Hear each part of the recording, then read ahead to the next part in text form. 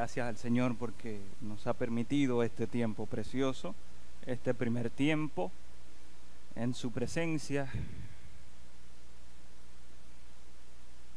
Y ahora venimos a su palabra. Por lo cual quiero que oremos una vez más en este momento. Padre, tú eres nuestro Rey, nuestro Dios.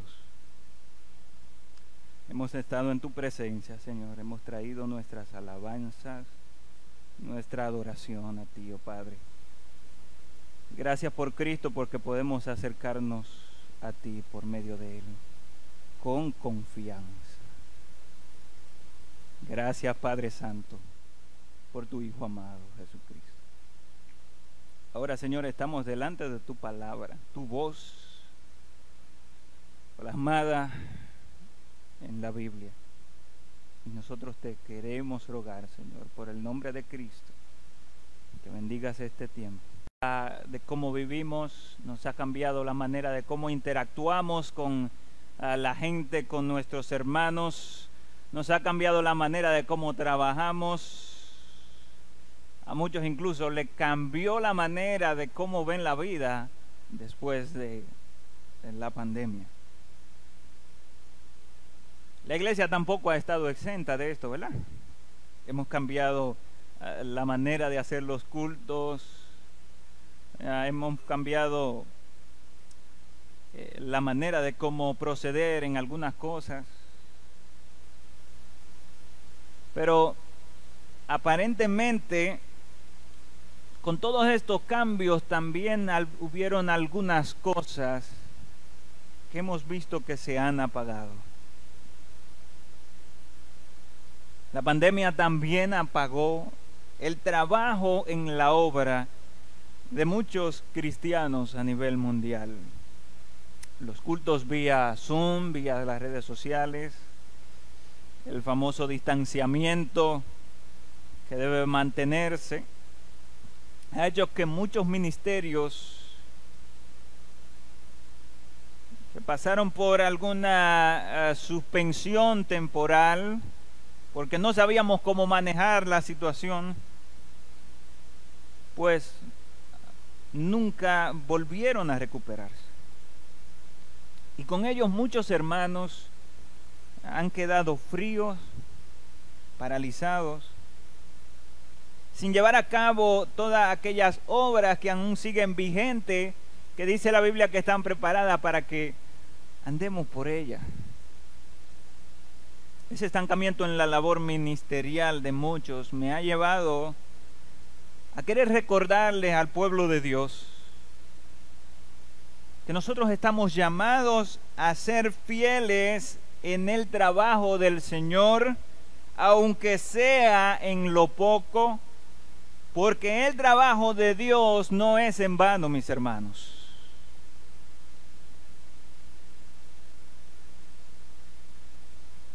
Y al pasar de los días hemos visto como todas las cosas han comenzado a recuperarse. Las relaciones han vuelto a recuperarse de alguna manera. La manera como interactuamos han vuelto a recuperarse. La economía ha vuelto a recuperarse. Los trabajos han vuelto a recuperarse. Y nosotros estamos llamados a que volvamos a recuperar la obra que nos ha sido encomendada a cada uno. Y es por esto que yo quiero que reflexionemos en una parábola conocidísima por todos nosotros, dada por el Señor a los discípulos, que se encuentra en Mateo capítulo 25, del versículo 14 al versículo 30. Y allí se encuentra la parábola de los talentos. Y la enseñanza principal que podemos encontrar en la parábola de los talentos es que esta parábola nos enseña de manera enfática nuestro llamado a ejercitar nuestros dones y talentos mientras esperamos el regreso de nuestro Señor no importando la condición ni la situación que estemos atravesando, sabiendo que servimos a un Señor que recompensará nuestra labor. Y para provecho de los que nos visitan, yo quiero tomar la decisión de leer esta parábola completa antes de observarla detenidamente. Mateo capítulo 25, versículo 14. Dice: porque el reino de los cielos es como un hombre que, yéndose lejos, llamó a sus siervos y le entregó sus bienes. A unos 5 talentos, a otros 2, a otro 1, a cada uno conforme a su capacidad. Y luego se fue lejos. Y el que había recibido 5 talentos fue y negoció con ellos y ganó otros 5 talentos. Y asimismo el que recibió 2 ganó también otros 2. Pero el que había recibido 1 fue y cavó en la tierra y escondió el dinero de su señor. Después de mucho tiempo vino el señor de aquellos siervos y arregló cuentas con ellos. Y llegando el que había recibido 5 talentos, trajo otros 5, diciendo: Señor, 5 talentos me entregaste, aquí tienes. He ganado otros 5 talentos sobre ellos. Y su señor le dijo: bien, buen siervo y fiel, sobre poco has sido fiel, sobre mucho te pondré, entra en el gozo de tu señor. Llegando también el que había recibido 2 talentos, dijo: Señor, 2 talentos me entregaste, aquí tienes. He ganado otros 2 talentos sobre ellos. Su señor le repitió las mismas palabras que al siervo anterior: bien, buen siervo y fiel, sobre poco has sido fiel, sobre mucho te pondré, entra en el gozo de tu señor. Pero llegando aquel que había recibido 1 talento, dijo: Señor, te conocía que eres hombre duro, que ciegas donde no sembraste y recoges donde no esparciste, por lo cual tuve miedo y fui y escondí tu talento en la tierra, aquí tienes lo que es tuyo. Respondiendo su señor le dijo: siervo malo y negligente, sabías que ciego donde no sembré y que recojo donde no esparcí, por tanto debías haber dado mi dinero a los banqueros, y al venir yo hubiese recibido lo que es mío con los intereses. Quitadle pues el talento y dadlo al que tiene 10 talentos, porque al que tiene le será dado y tendrá más, y al que no tiene, aún lo que tiene le será quitado. Y al siervo inútil echadle en las tinieblas de afuera, allí será el lloro y el crujir de dientes. Muy bien. Para entender debidamente y correctamente este texto, tenemos que entender el contexto donde ocurre esta conversación, que es una conversación especial entre el Señor y sus discípulos. Fíjese bien. En el capítulo 21 del libro de Mateo, nuestro Señor empieza lo que es la recta final del ministerio que le había sido encomendado en sus manos, la obra que le había sido dada por el Padre. Y allí inicia esta recta final con lo que llamamos y recordamos como la entrada triunfal a Jerusalén de Cristo, el Rey de Israel, montado en un pollino, en un asna. A partir de ese momento, entonces en el templo de Jerusalén se dan las últimas confrontaciones de Cristo contra el sistema religioso judío, los fariseos, los saduceos, los herodianos. Y luego, al salir Jesús del templo, se pronuncia la sentencia definitiva de lo que pesaría contra Israel desde ese momento hasta la promesa de la restauración de Israel, cuando su Rey eterno vuelva a la tierra para cumplir la promesa de su reino en la tierra. Capítulo 24 versículo 2, Cristo sentencia al pueblo judío,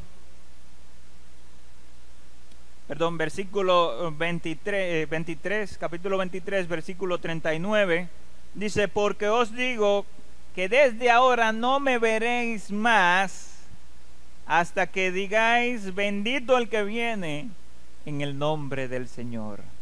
Un evento futuro.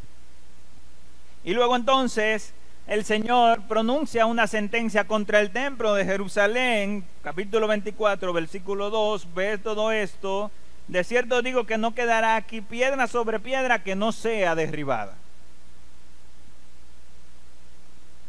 Luego el Señor se va al monte de los olivos, a solas con sus discípulos, y allí estos se animan a preguntarle, versículo 3, estando sentado en el monte de los olivos, los discípulos se le acercaron aparte, diciendo: dinos, ¿cuándo serán estas cosas?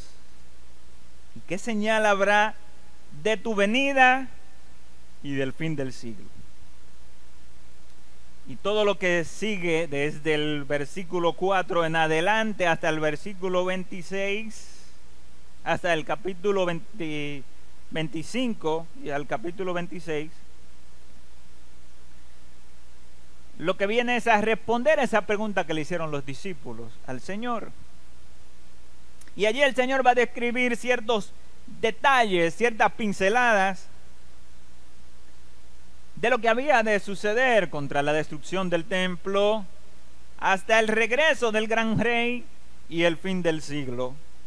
Todo esto destacando un principio de vida esencial para los discípulos, para el pueblo de Israel que esperaba a este rey, y también un principio aplicable para nosotros, la iglesia.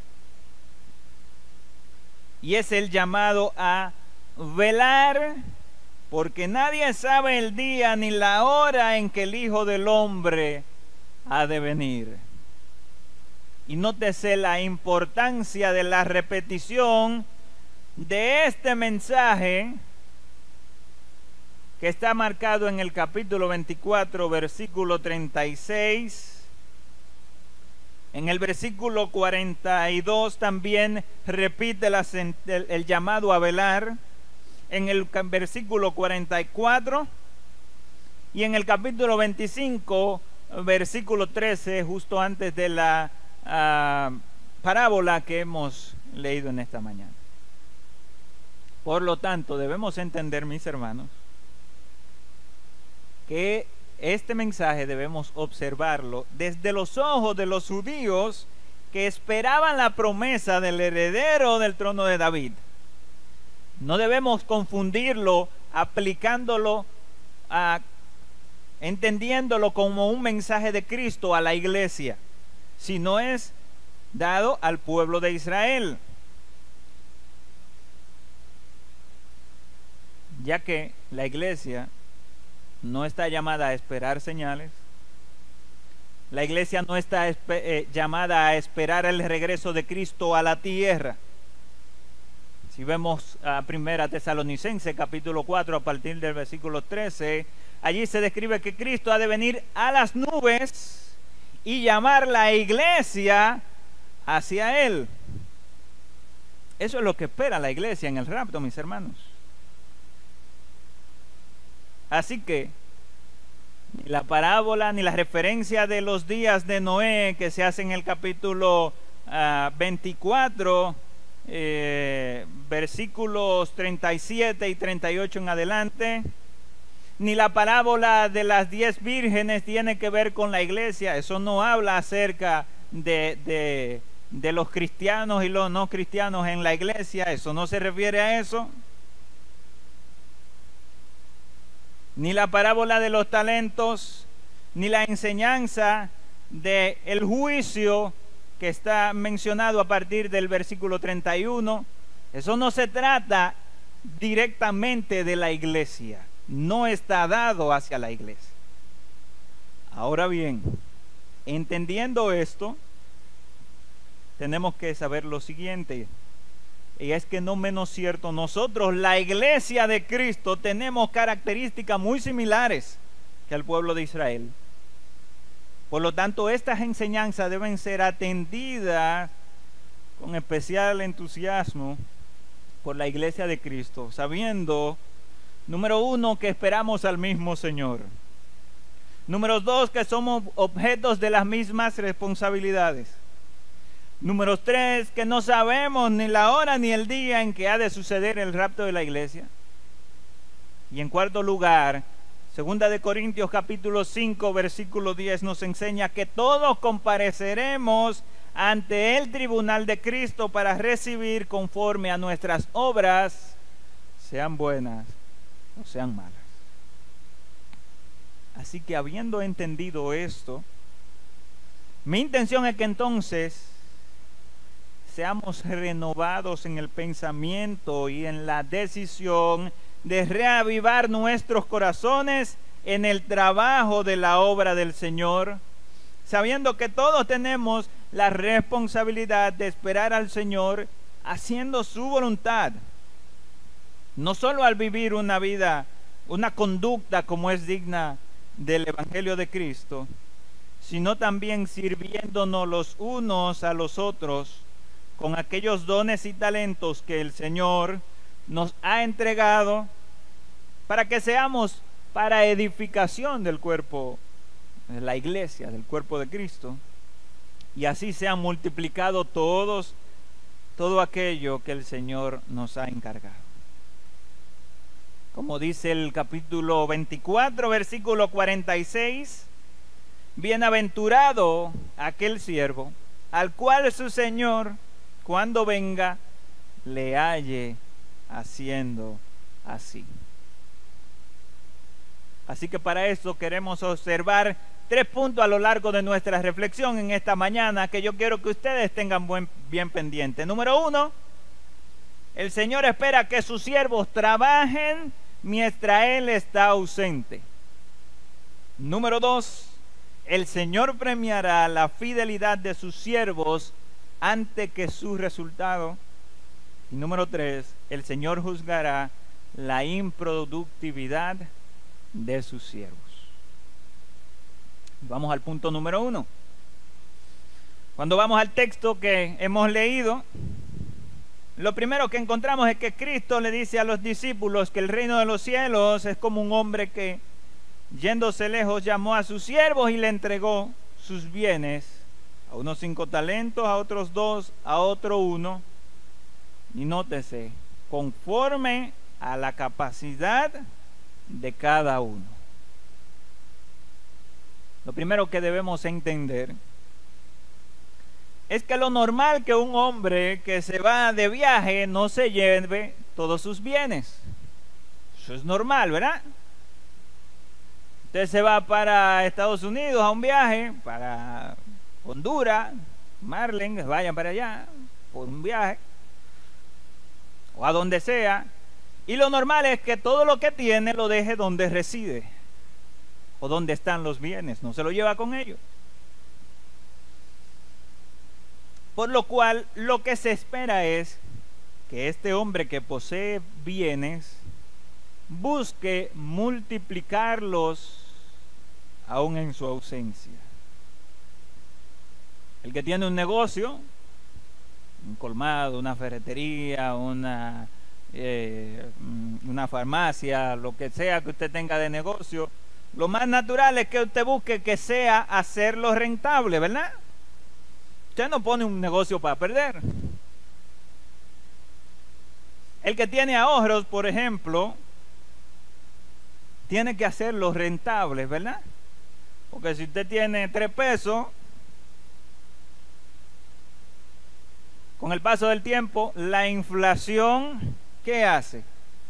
Le disminuye el valor adquisitivo de esos 3 pesos y luego al final usted lo que tiene es solo los números, porque no valen de nada. Así que lo que se esperaba de este hombre es que dejara en manos confiables sus bienes, de manera que al regresar no estuviera en bancarrota, ¿verdad? Lo segundo es que este hombre no entrega sus bienes a los desconocidos. Fíjese que no dice que llamó gente de la calle que iba pasando, sino que llamó a sus siervos, ¿verdad? Usted tiene un colmado y usted no busca una gente que va por la calle. Oye, tú sabes de colmado, ven, que yo tengo que ir a la capital, quédate ahí. No. Nadie pone sus bienes en manos de uno que no conozca. Usted lo entrega en manos de aquello de mayor confianza. Y en este caso, a sus siervos que tenía en su casa. Y este señor lo pone en sus manos por la evidente razón de que si usted tiene siervos, usted no espera que sus siervos sean vagos. Usted no tiene siervos esperando que no hagan nada en su casa. Usted tiene un empleado y usted no emplea a alguien esperando que esté ahí sentado sin hacer nada, sin producir nada. Lo que usted espera es que haga una labor y que la cumpla y que sea productivo en ella, ¿verdad? Incluso hasta los hijos. Usted no tiene unos hijos que están ahí comiendo y gastando luz y agua y comida y usted no lo pone a hacer nada, ¿verdad? Usted dice, mira muchacho, levántate, ven, ayuda en la casa, ponte a fregar, ponte a barrer, ponte a sacar, ¿verdad? Tiene que aportar en la casa, tiene que ser productivo.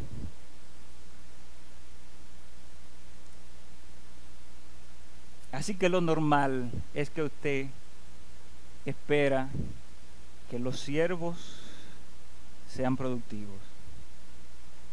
En tercer lugar dice que este señor conoce de primera mano a sus siervos. ¿Sabe quiénes son? Conoce sus capacidades y habilidades. Sabe a quién puede entregar más o menos responsabilidades. Él no agrega más de lo que cada uno pueda hacer. Fíjese que dice que él llamó al que él sabía que podía darle 5 talentos. ¿Y usted sabe qué? No le dio solo 2. Le dio lo que él sabía que tenía capacidad. También llamó al que podía manejar solo 2 talentos y le dio 2. No le dio 4. No lo sobrecargó de sus capacidades. Fíjese la capacidad que tiene este señor, este amo, de conocer cuáles son las capacidades de sus siervos y no sobrecargarlos. Aún él sabía de aquel que podía darle un solo talento. Este señor sabía que si lo sobrecargaba de responsabilidades, no iban a rendir sus frutos correctamente. Él pone la carga que cada quien puede llevar y nada más. Y esto habla de un Señor bondadoso, cuidadoso, compasivo, un Señor que tiene cuidado de los suyos. Ninguno de sus siervos podía quejarse de llevar más carga que el otro. Tampoco se escucha quejarse porque al otro le dieron más que a mí. No se quejan porque, mira, mi siervo cree que yo soy menos que aquel porque me dio menos talento. Eso no sucede. Sino que cada uno estaba completo con lo que se le había encomendado. Y aquí, en este punto, quiero que apliquemos a nuestras vidas lo que hemos visto. Pues hay un llamado de atención, mis hermanos, que debemos aplicar en nosotros. El Señor no ha llamado siervos para que no hagan nada en su obra. Eso no es así. Nuestro Señor no está buscando vagos para el reino de los cielos. Está haciendo siervos que trabajen, que produzcan, que haga prosperar su bien más preciado, que es la iglesia, el cuerpo de Cristo. Cuando tenemos gente, por ejemplo, bajo supervisión laboral, si no son productivos, ¿qué usted hace con ellos? Lo despacha para su casa. Pero en la obra de Dios muchas veces creemos que no estamos llamados a trabajar, ni a servir, ni a ejercitar lo que se nos ha puesto en nuestras manos.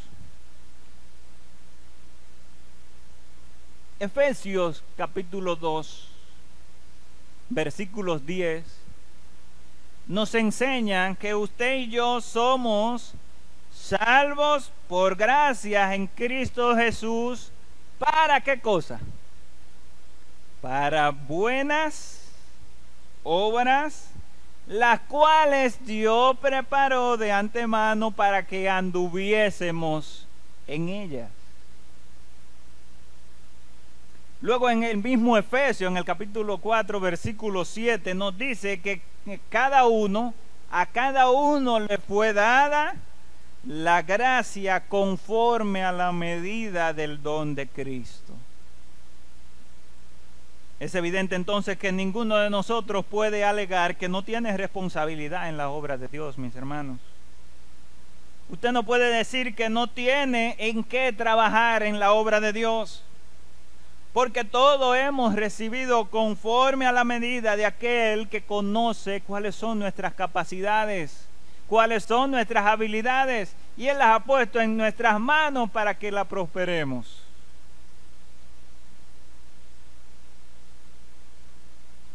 Todos estamos llamados a trabajar en una u otra manera en la obra del Señor. Usted, mi hermano, usted, mi hermana,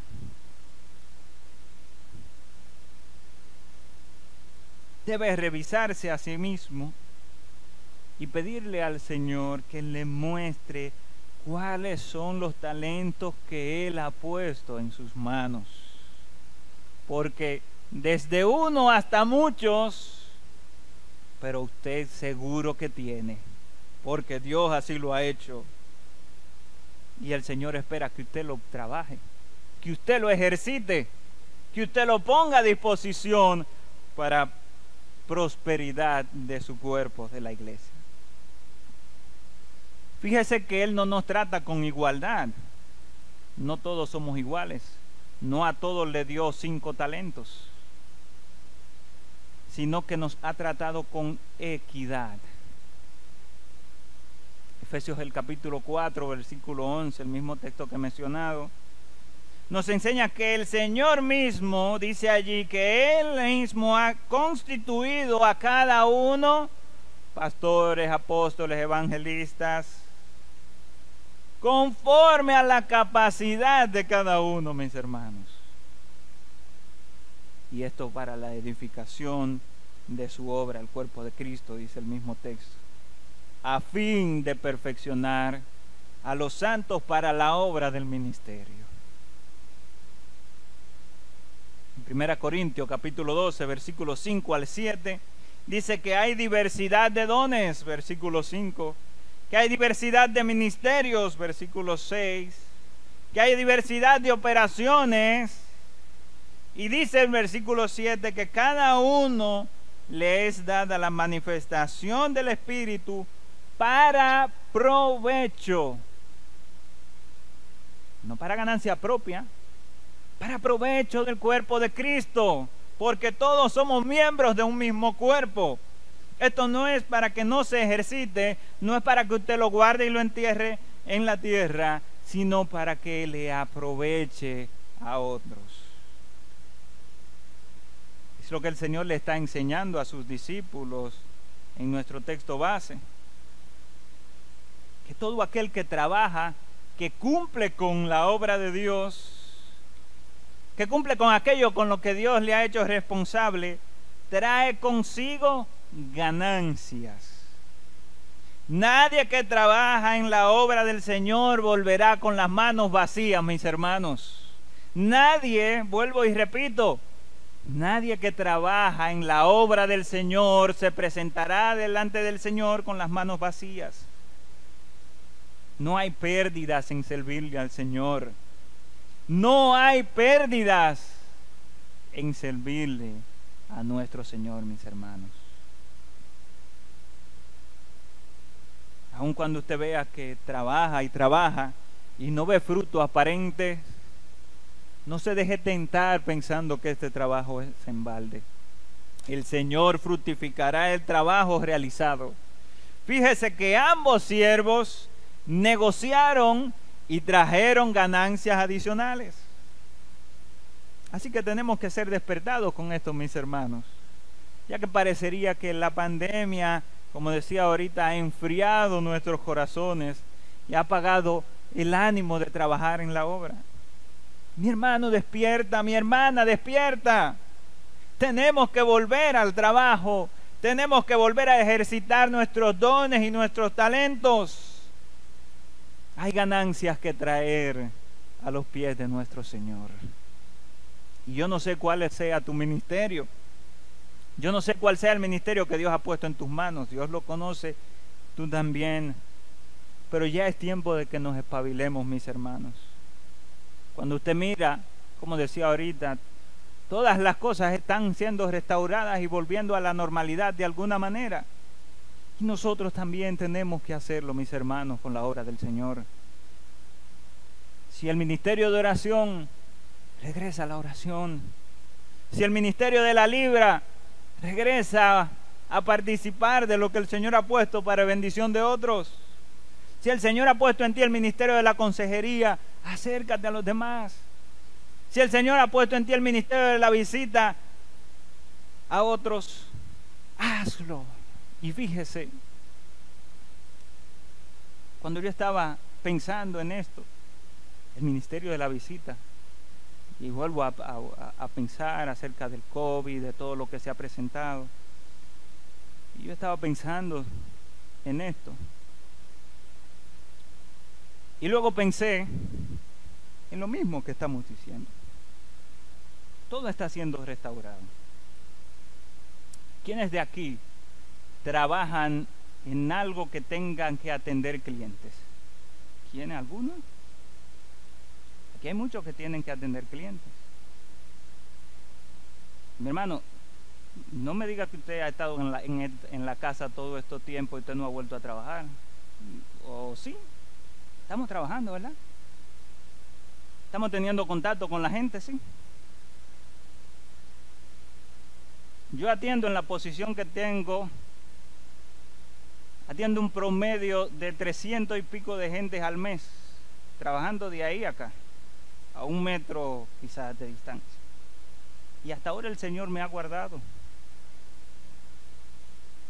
Y entonces, ¿por qué no podemos ir y visitar a otros, mis hermanos?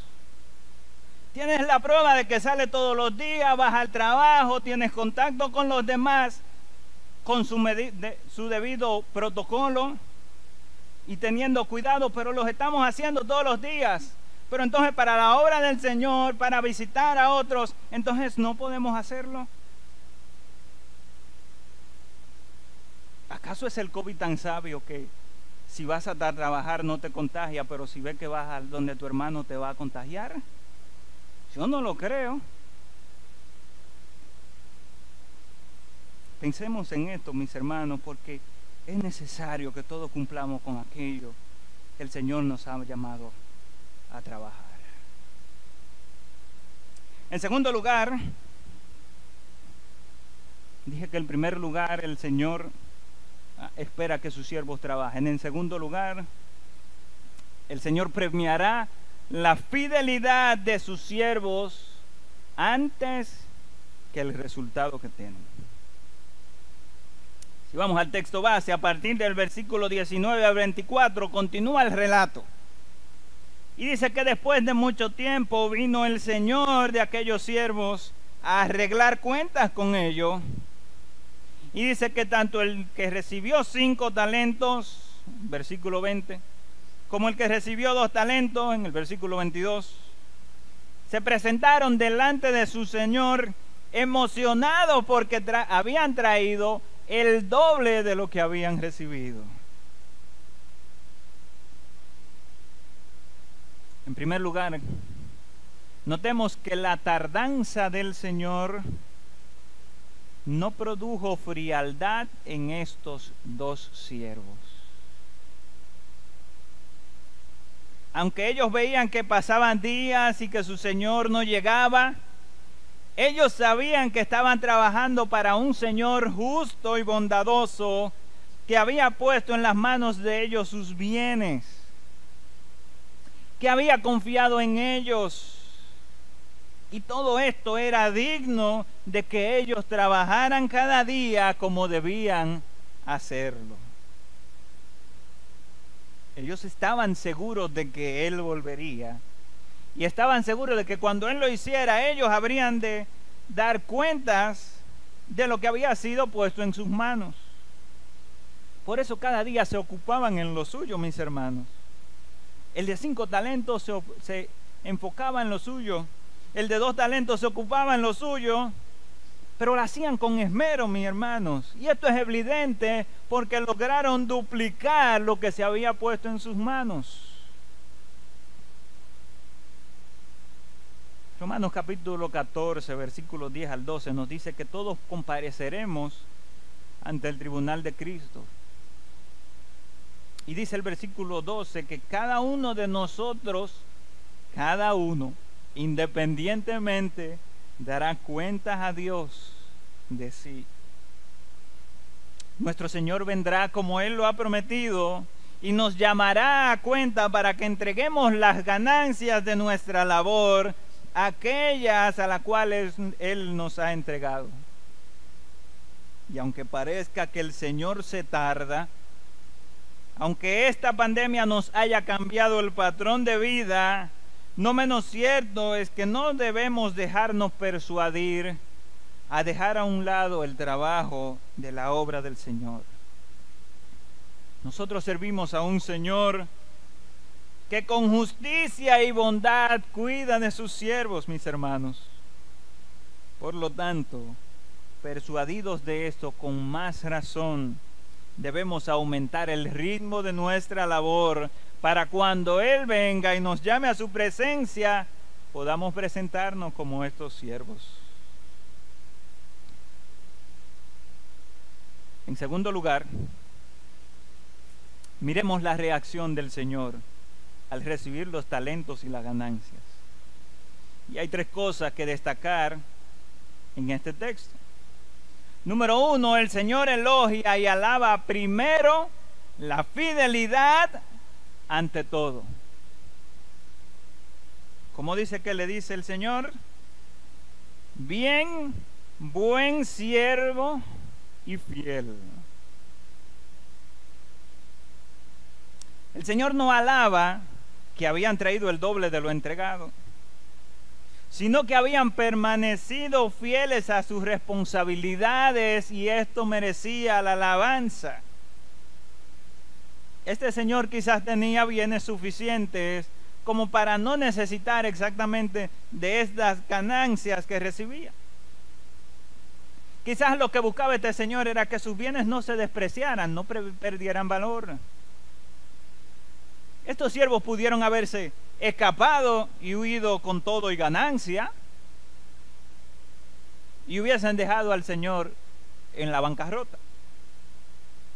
O quizás pudieron haberse descuidado entreteniéndose en otras cosas y ser atracados y ser robados y haberlo perdido todo.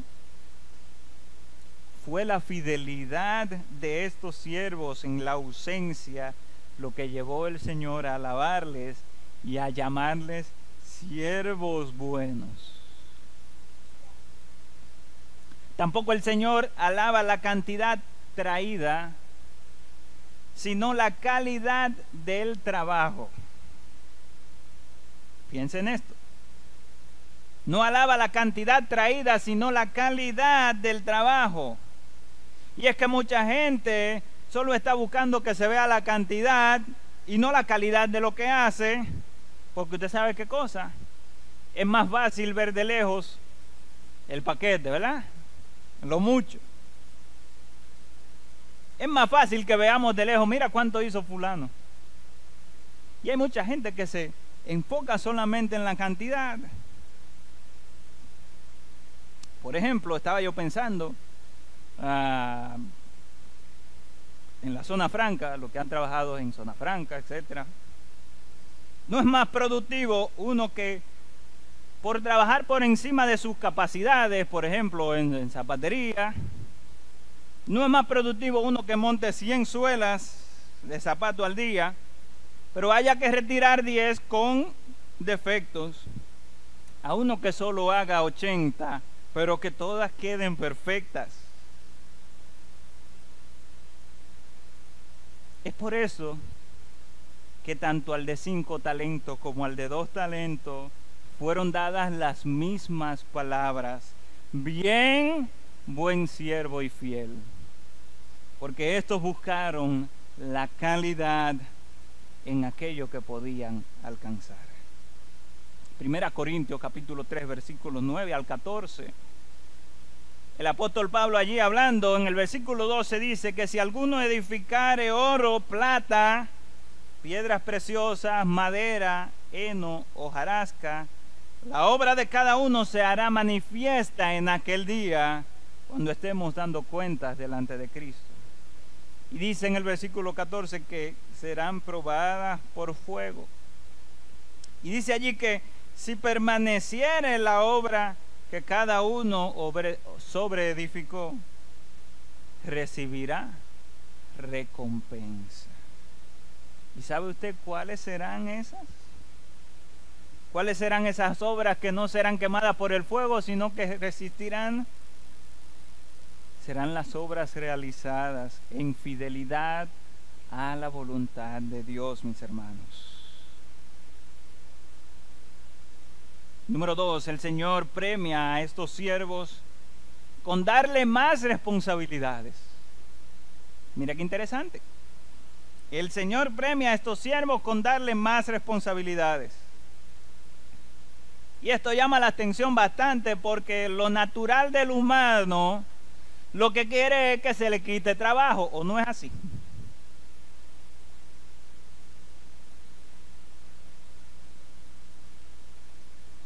Pero lo normal es que cuando a ti te reconocen en tu trabajo, tu excelencia, tu labor, lo que se espera es la promoción a un puesto mayor, ¿verdad? A un puesto con más responsabilidades.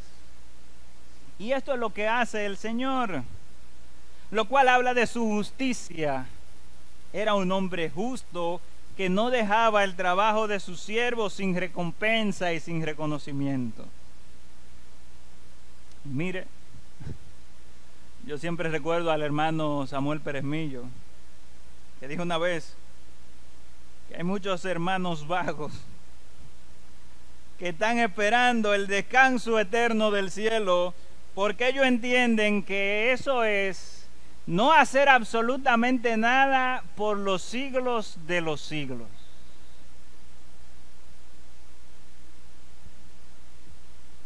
Mire, nada más lejos de la realidad que esto.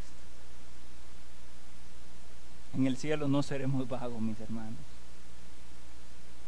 Por ejemplo, capítulo 5 de Apocalipsis que leyó nuestro hermano Juan José esta mañana.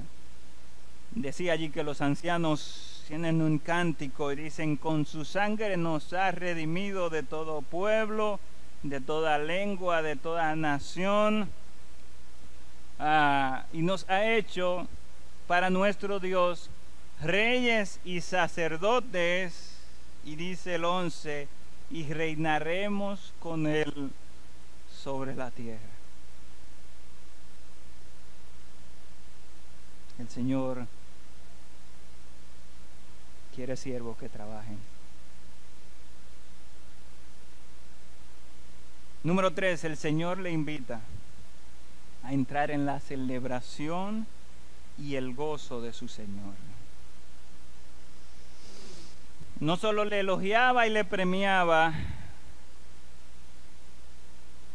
sino que este hombre llamaba a sus siervos a participar de la alegría que él mismo le proporcionaba como su Señor.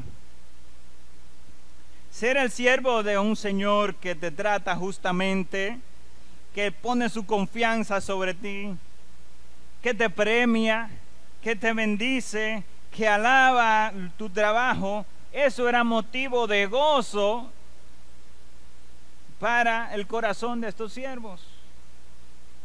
Pero no solo eso, era que ahora estos siervos entraban en el banquete de la celebración con su Señor. Ya no estaban sirviendo desde afuera, sino que ellos mismos eran invitados a sentarse a la mesa y disfrutar de su Señor. Y esto nos habla de la intimidad, de la unión de estos siervos con su Señor. En Juan el capítulo 15, en sus primeros 10 versículos, nuestro Señor Jesucristo habla de la interdependencia de la vid y los pámpanos. ¿Usted recuerda el texto? Y cómo nosotros tenemos que estar unidos al Señor para que podamos tener vida y podamos llevar frutos.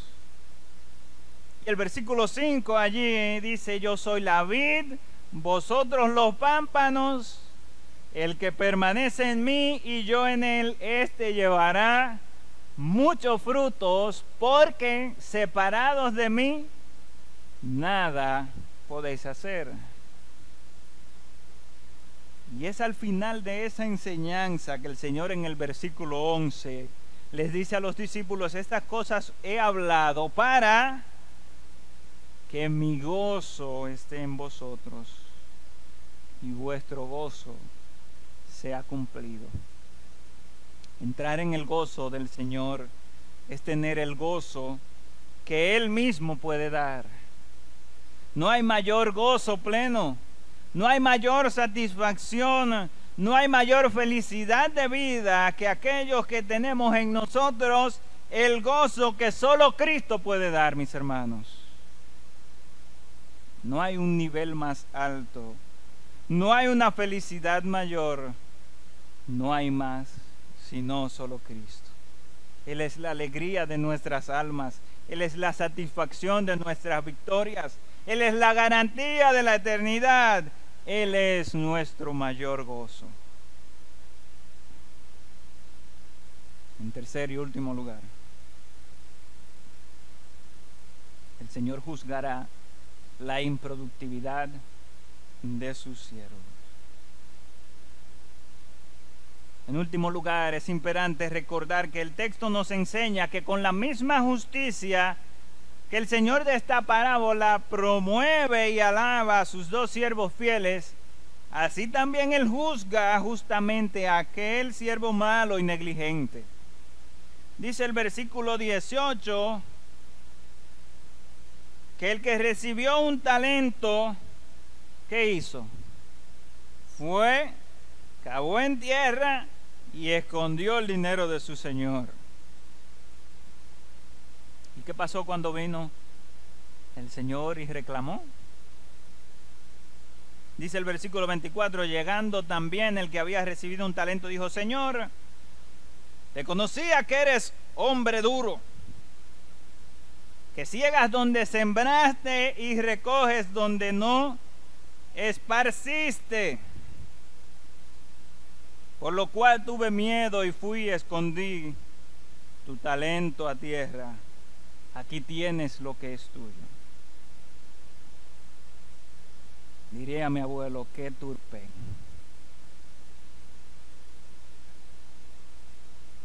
La radiografía de este siervo muestra una enfermedad crónica.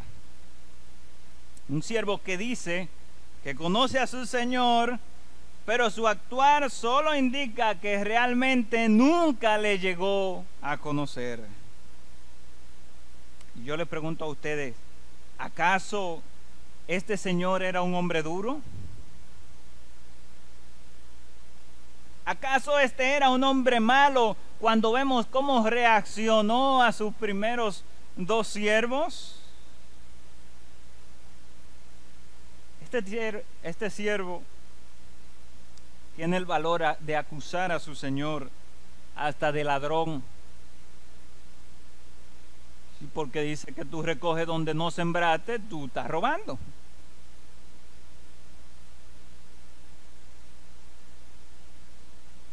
Y cuando le devuelve el talento,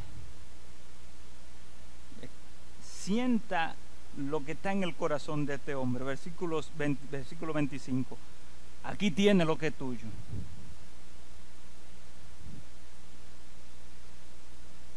Cuando viene a ver, este señor quería que también le agradecieran porque él había cuidado de ese talento que había entregado.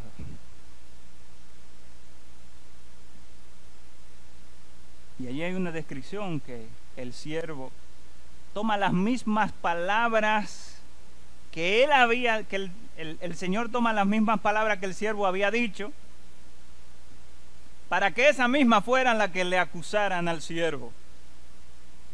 Y le dice, bueno, pues si tú lo que piensas es esto, entonces por lo menos lo que tú debiste hacer, entregar ese talento en el banco, y cuando yo hubiese venido, por decir así, mi dinero no hubiese perdido valor, porque hubiese recibido el talento y al menos los intereses del banquero.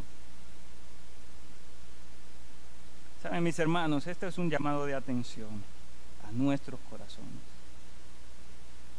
Hemos visto cómo la promesa del regreso de nuestro Salvador también conlleva la comparecencia para entregar el resultado de las obras que nos han sido entregadas para llevar a cabo.